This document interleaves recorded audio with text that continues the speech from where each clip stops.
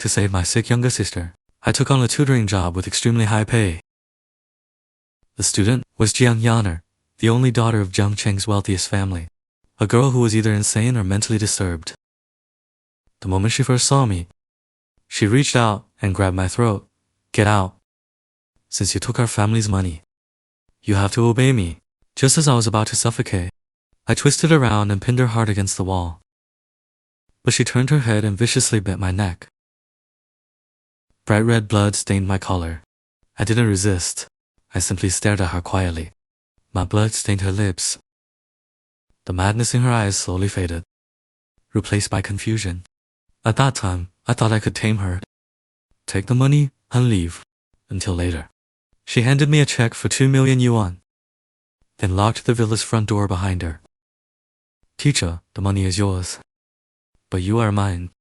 Main story begins. Qin Mo. Your younger sister Qinling's heart disease has worsened. She needs surgery immediately. The surgery fees and follow-up treatment will cost at least 1 million yuan. The doctor's cold voice on the other end of the phone felt like a heavy hammer, smashing me into a bottomless abyss. 1 million. Qin Mo, as the youngest associate professor at Trong University, seemed to have a bright future ahead. But titles couldn't be exchanged for real money. I had only just graduated and stayed at the university. My pockets were emptier than my face was clean. My parents died early, and my sister Qinling was the only family I had left in this world. After hanging up the phone, I collapsed onto the cold floor of my rented apartment. Staring at the city lights outside the window, I felt true despair for the first time. I even started wondering which of my organs would sell for the highest price. Just then, my phone rang again. It was the department head. Qin Mo, there's a special tutoring job. 10,000 a day. Will you take it? I jolted upright, sitting up straight. I'll take it. Don't agree so quickly. The department head sounded exhausted. The student is Jiang Yan'er. She was the only daughter of the Zhang family, Jiang Cheng's top elite clan, and also the problematic girl every teacher at Jiang University dreaded mentioning. A troublemaker in private. My heart skipped a beat. As a transmigrator who had been thrown into this novel world, I naturally knew that in this story she was an obsessively possessive, world-devouring Yandere heroine. I originally had no intention of getting close to her. I heard she had severe psychological problems. She had driven away 3 famous tutors, sending them straight to the hospital with heart attacks. She had serious violent tendencies and couldn't even manage basic daily life on her own. Instinctively, I wanted to refuse, but that 1 million yuan weighed on my chest like a mountain. Qin Mo, you're the calmest and most patient among us. Only you might be able to handle her. You need to be patient. Jiang Yan'er doesn't even know the most basic life skills. The department head sighed. For my sister, I had no choice. The next day, I stepped into the palace-like villa of the Jiang family. What greeted me wasn't the owner, but a deathly silence. A priceless antique vase lay toppled on the floor, its shattered fragments embedded in the expensive Persian carpet. Torn book pages were scattered everywhere like snowflakes. In the air lingered an intensely oppressive aura of madness. The atmosphere, while Jiang Yan'er sat right in the middle of the wreckage. She wore a pure white silk nightgown. Her black hair cascaded down like a waterfall. Her pale skin was nearly transparent. She looked like a fragile porcelain doll. Delicate yet beautiful, but when she looked up at me, those eyes seemed to hide. A beast preparing to pounce on its prey. I don't need a tutor. Her voice was hollow, without a trace of emotion, ignoring the mess all over the floor and the sharp objects around her. I placed the teaching materials I brought onto the only intact Manhwa table. Miss Jiang, since I accepted the money, I will fulfill my responsibilities, I replied in the same calm tone. From today onward, I'll be responsible for all your lessons. My calmness seemed to anger her. Like a lit match thrown into a powder keg. Can't you understand human language? Like an enraged cat. She sprang up from the sofa, lunging toward me, her slender but icy fingers clamped tightly around my neck. Since you took our family's money, you have to listen to me. Get out. A suffocating feeling instantly overwhelmed me. Her strength was terrifyingly great. Her eyes were filled with pure madness and destruction. I clearly realized she wasn't just trying to drive me away. She genuinely wanted to kill me. At the final moment, before losing consciousness, my survival instinct exploded. I suddenly exerted force, grabbing her slender wrist in one motion. With a twist. Bang!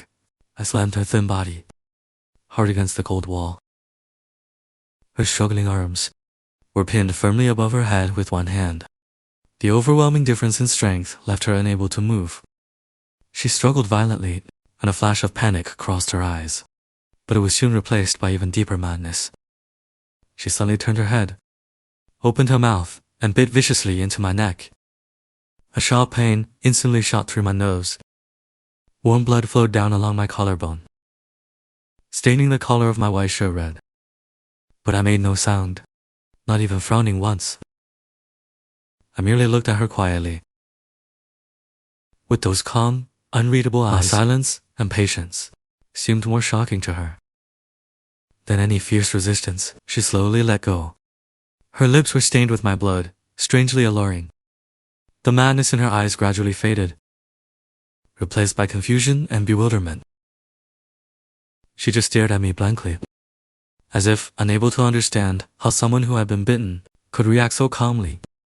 The next day, with a bandage on my neck, I arrived at the Jiang family villa right on time. Jiang Yan'er was curled up in the corner of the sofa, like a weary stray cat, when she saw the bandage on my neck. Her gaze flickered away for a moment, quickly avoiding eye contact. I ignored her little reaction and walked straight into the messy living room. Today's first lesson, cleaning the room. I bent down and picked up the scattered scraps of paper, one by one, throwing them into a trash bag. Then came the toppled vase and the broken decorations. A tidy environment is the beginning of inner peace, I said calmly while cleaning up. She merely watched me coldly, without throwing another tantrum or attacking me. After the room was cleaned, I finally noticed that the laces on her sneakers had always been untied.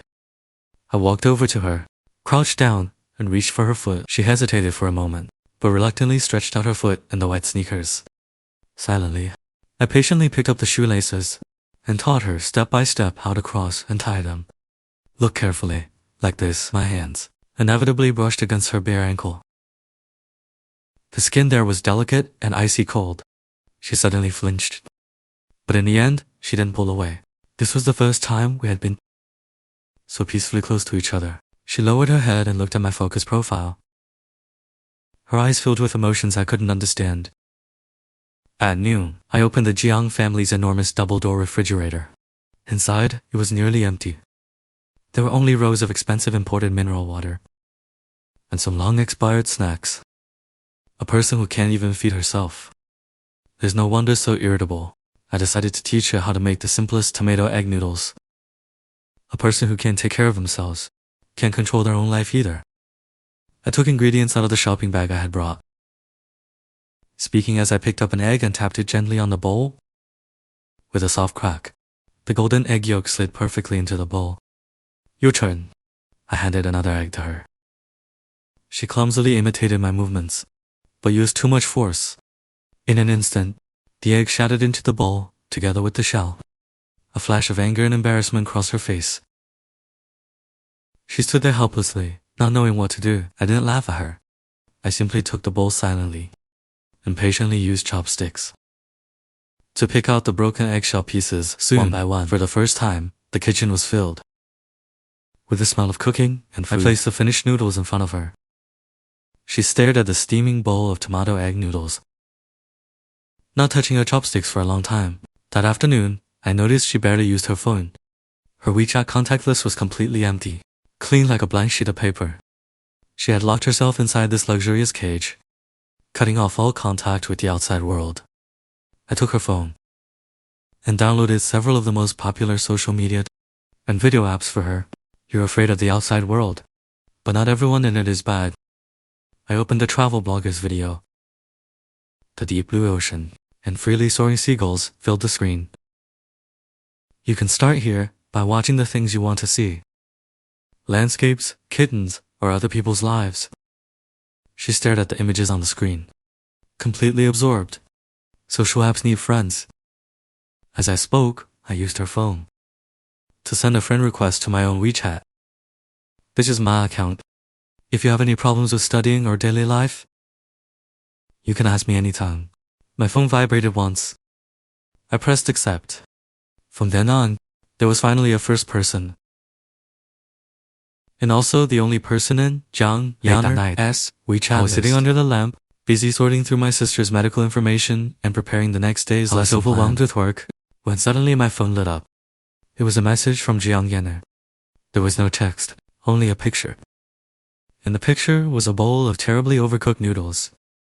The tomatoes were mashed into a mess, cut into awkward chunks like stones. Looking at that awful photo, I could still imagine her alone in the empty kitchen, imitating my movements from earlier that day, clumsily cracking eggs and cutting tomatoes. I replied with just 2 words, not bad. Over the next few days, she gradually stopped smashing things. Although she still spoke very little, she would quietly follow behind me, watching me cook, watching me organize the bookshelf. When I taught lessons, she would sit across from me. Although she still got distracted sometimes, at least she was willing to stay in my space now. The world she had sealed herself inside had developed a tiny crack because of my intrusion. I even began to think that maybe I could complete this job smoothly, take the money, and leave. That illusion was completely shattered a week later. That afternoon, I was explaining a complicated function problem to Jiang Yan'er. My phone screen suddenly lit up. It was a message from a female teacher at my university. She had sent me something about teaching. We casually chatted about a few funny incidents in class. I casually replied with a couple of messages. The corners of my lips unconsciously curved into a smile. From the corner of my eye, I noticed Jiang Yan'er stop twirling his pen. His gaze was fixed intently on my phone screen. The expression in his eyes, which had softened a little before, instantly turned cold and sharp. That feeling was like he was sizing up an enemy invading his territory. "Who is that?" he suddenly asked. His voice carried a warning he himself didn't even realize. "A colleague," I answered calmly, not thinking there was anything special about it.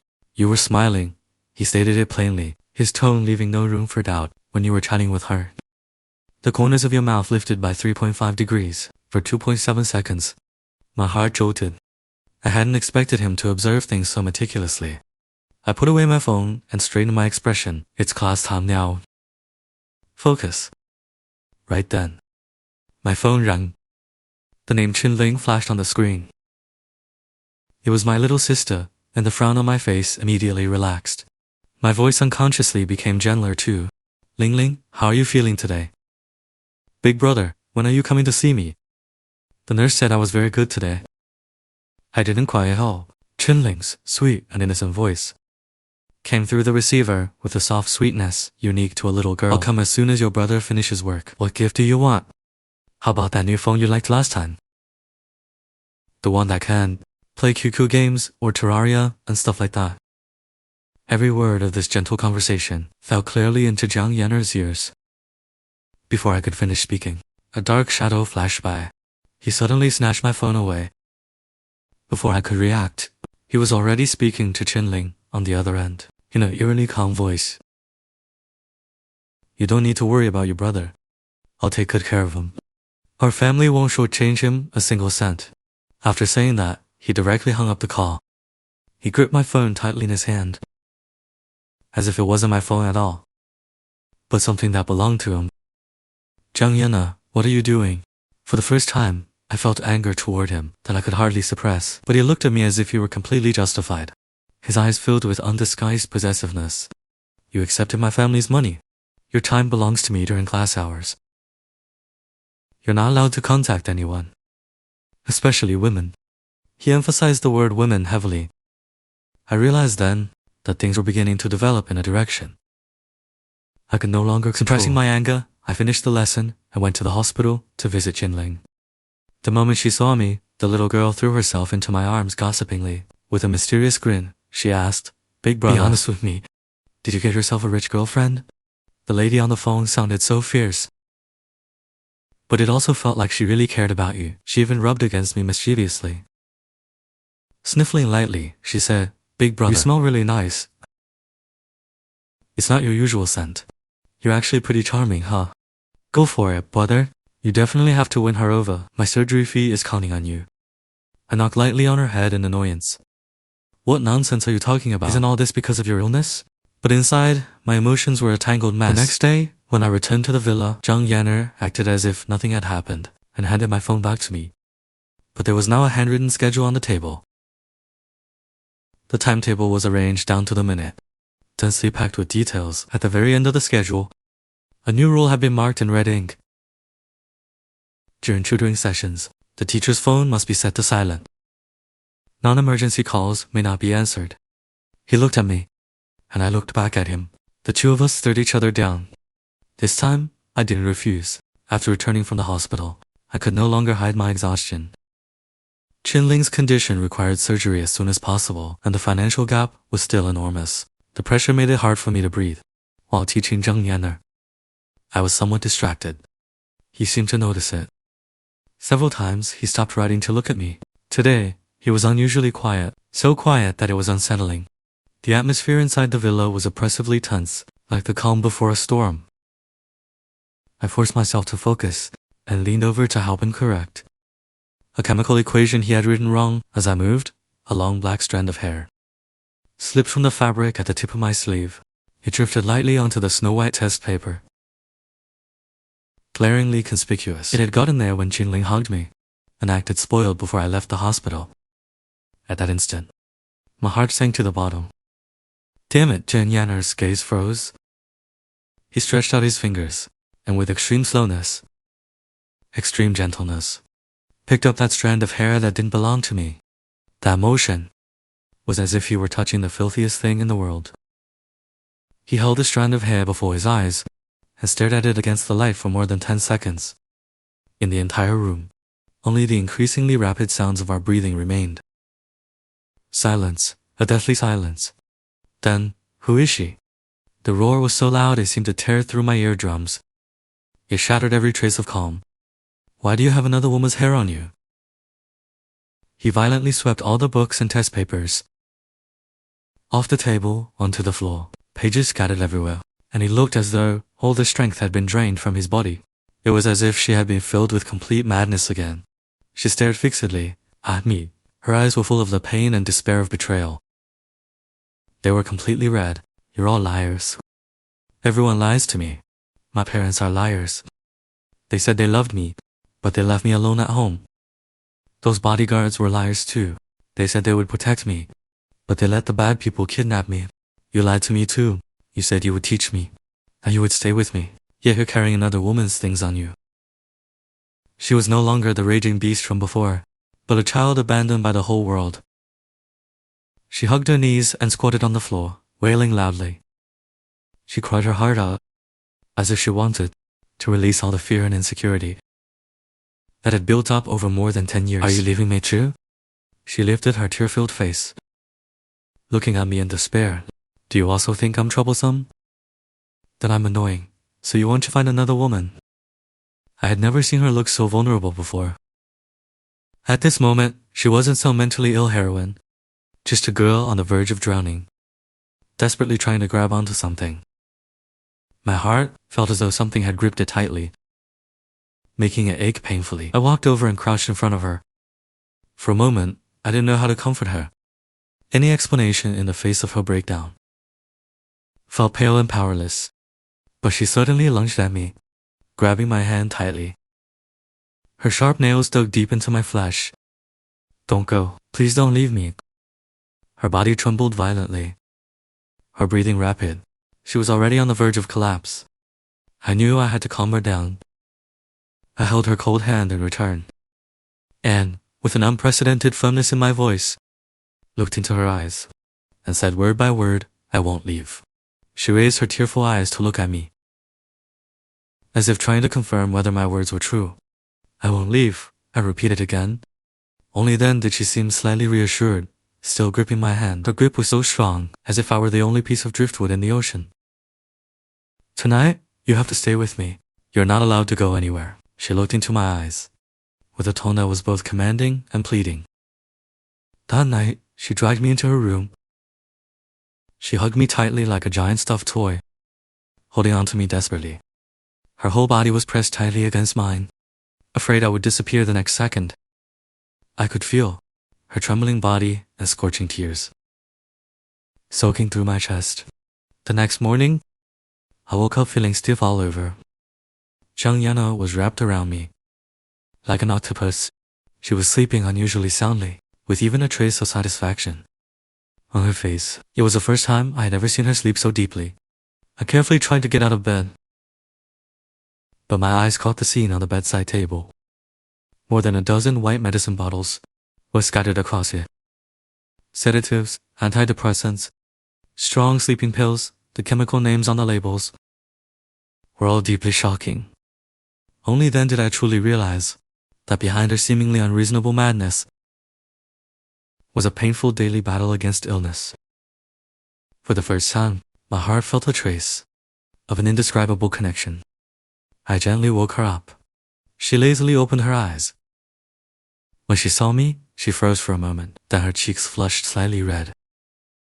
I pointed at the medicine on the bedside table. "It's time to take your medicine." She glanced at the medicine, then shook her head. Her gaze focused back on my face, as she spoke in an extremely serious tone. "Last night, I didn't take any medicine, but I slept very well." She reached out, her soft fingertips gently touching the bite mark on my neck that had already scabbed over. "You are my medicine." Those words struck me like a weak electric current. I looked into her overly clear, yet obsessive eyes, and for a moment, I didn't know what to say in order to stabilize her, so she would continue cooperating with my tutoring, and also for the 1 million yuan surgery fee, as if possessed. I said something that even shocked myself. "As long as you cooperate with treatment, study hard, and get into university. Once you recover, I'll be yours." This might have only been a lie to comfort a patient, but when I saw the unprecedented brilliant light instantly bloom in her eyes, I suddenly couldn't bear to shatter her belief. In order to help her reconnect with the outside world, and also to fulfill my duty as a transmigrator, to set the plot back on track, and for Ding Dong's kindness, I decided to restore the story to its original path. I had to make her meet the original male lead, the Feng. "Staying at home all the time won't cure your illness." I coaxed her, saying, "I'll take you out for a walk." To my surprise, she obediently nodded. I deliberately chose a park, the place where, in the original novel, the male and female leads first met. The sunlight was perfect, and the grass was fresh and green. Sure enough, it wasn't long before a boy dressed in white sportswear, handsome and radiant, appeared. The Feng, the original male lead, came from a good family and had a cheerful personality. He was a canon partner meant to heal the sick heroine. The moment he saw Jiang Yan'er, he was clearly stunned by her beauty. He immediately walked over with a bottle of water to strike up a conversation. "Hello, classmate. My name is the Feng. You look pretty thirsty. Want a bottle of water?" He smiled brightly, clearly thinking he was extremely charming. However, before he could even finish speaking, Jiang Yan'er looked at him as if she had seen something filthy. She frowned in disgust. Without saying a word, she turned around and hid behind me. She tightly grabbed the corner of my clothes. Then she peeked half her head out from behind me and coldly spat out a single word to the Feng: "Get lost." The Feng clearly had never been treated like this before. The smile on his face froze, but he still refused to give up and wanted to keep pestering her. "Classmate, I don't mean any harm." Jiang Yan'er's gaze turned cold. She directly took out her phone and made a call. In a casual tone, she said into the phone, "There's a fly surnamed the at Central Park. I don't want to see him again." A few minutes later, several bodyguards in black suits appeared out of nowhere. They politely yet forcefully escorted away the still struggling the Feng. I watched helplessly as the original male lead was dragged away like garbage. A chill ran down my spine. The plot had already derailed far beyond my imagination. On the way back, Jiang Yan'er didn't say a word, but the hand clutching my sleeve grew tighter and tighter. Her knuckles had turned white. That night, she hugged me to sleep again. Her body pressed against mine more tightly than ever before, as if using this method to declare her ownership to the entire world. I lay awake in the darkness, feeling her steady breathing and warm body. For the first time, I began thinking about one question. Did I really still want to push her towards someone else? After the incident with the feng, Jiang Yan'er became even more dependent on me. That weekend, I originally wanted to spend more time with my sister at the hospital, but I received a call from her. From the other end of the phone, her voice carried a trace of grievance that was hard to detect. "Aren't you coming today? I forgot the formula you taught yesterday." I sighed helplessly and could only drive to the villa. The moment the door opened, I was greeted by her sparkling eyes. But on the desk was a test paper with almost every answer correct. I instantly understood that she just wanted to see me. Looking at her little scheme, I suddenly found it a little amusing. I decided to teach her something different. I bought a portable barbecue grill from the supermarket, along with a pile of ingredients. We set everything up on the villa's spacious balcony. Today's second life skill lesson, making barbecue. I taught her how to skewer meat and vegetables, how to make sauces, and how to control the heat. She learned very seriously, but her movements were still clumsy. She accidentally burned a skewer of chicken wings.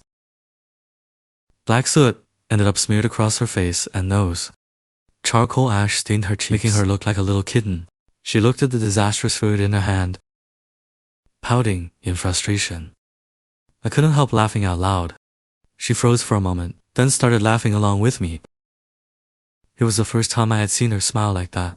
Not a crazy or twisted smile, but the genuine smile of an ordinary girl. A smile filled with true happiness. The firelight reflected on her flushed cheeks. At that moment, I felt that this crazy heroine was actually just an ordinary girl who longed for warmth and companionship. I handed her a chicken wing I had grilled myself, but she shook her head. Instead, she stared at the sauce on the corner of my mouth. I subconsciously reached for a tissue to wipe it off, but she suddenly leaned closer. A warm, soft touch brushed past the corner of my lips. She stuck out her tongue and gently licked away the sauce from my mouth. My whole body froze instantly, but she looked like a cat that had successfully stolen fish, smugly narrowing her eyes. Licking her lips, she said, "Teacher, you taste better than barbecue." My face instantly burned red. That evening, she pulled me into the huge home theater to watch a movie. She chose an old black and white romance film. When the male and female leads kissed passionately in the pouring rain, she rested her head on my shoulder. I softly asked, "Teacher, what does kissing feel like?" I kept a straight face and pretended to stay calm. "Just watch the movie properly." Afraid of embarrassing myself, I said nothing more, but she quietly leaned even closer to me. During the second half of the movie, my mind kept wandering. All I could think about was her saying, "You taste better than barbecue." Later, she fell asleep on my shoulder, breathing steadily. Late at night, I needed to prepare some medicinal materials, so I worked on the computer in her study. She didn't disturb me. She simply moved a small stool beside me and quietly read a copy of Andersen's fairy tales. Under the warm light, we each busied ourselves with our own things.